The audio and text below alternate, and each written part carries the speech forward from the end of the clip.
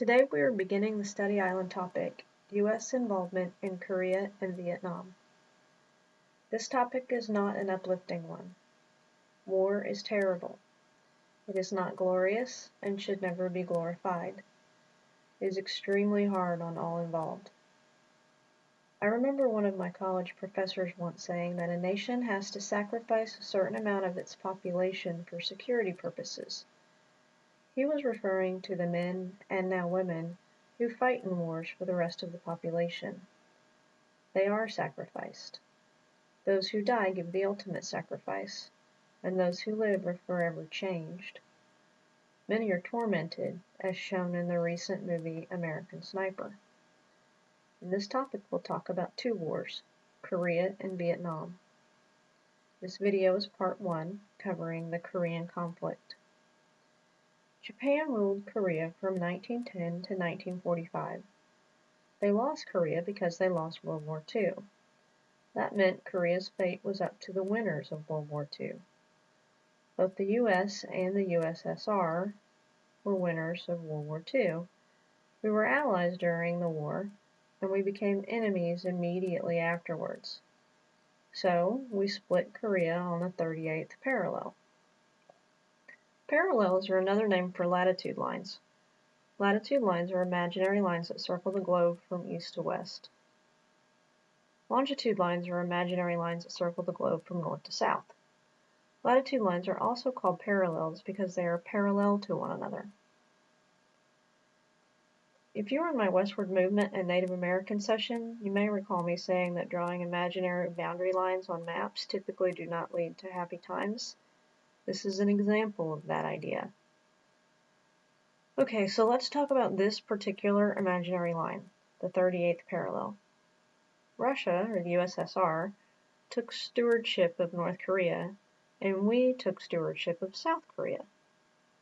The Soviets quickly set up a communist government in North Korea, while the US helped establish a non-communist government in South Korea. Then things went topsy-turvy. On June 25, 1950, North Korea invaded South Korea in an attempt to unite the Korean peninsula under a communist government. During the ensuing conflict, the North Koreans were supplied and advised by the Soviet Union, while South Korea was aided by the efforts of the United Nations, led by the United States.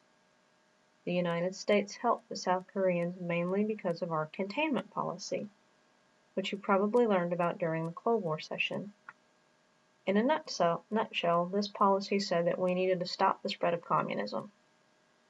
We would contain it where it was, which really translates to we won't attack the Soviet Union, but if they try to spread communism, we would intervene and stop that activity. And so, in Korea, we intervened. Even with UN involvement, the North Koreans conquered most of South Korea in a matter of months. In September 1950, UN forces, led by General Douglas MacArthur, were eventually able to push the North Koreans out of South Korea. The momentum of the war, however, shifted once again when Communist China came to the aid of North Korea. Chinese forces overwhelmed the UN troops and drove them back out of North Korea by the end of 1950. Beginning in 1951, the fighting settled into a stalemate, and neither side was able to gain territory. A stalemate's a chess term that means the king can't move without putting himself into check. In war, it means that neither side can make a move that significantly improves their position. The Korean War lasted until both sides agreed to a ceasefire in 1953.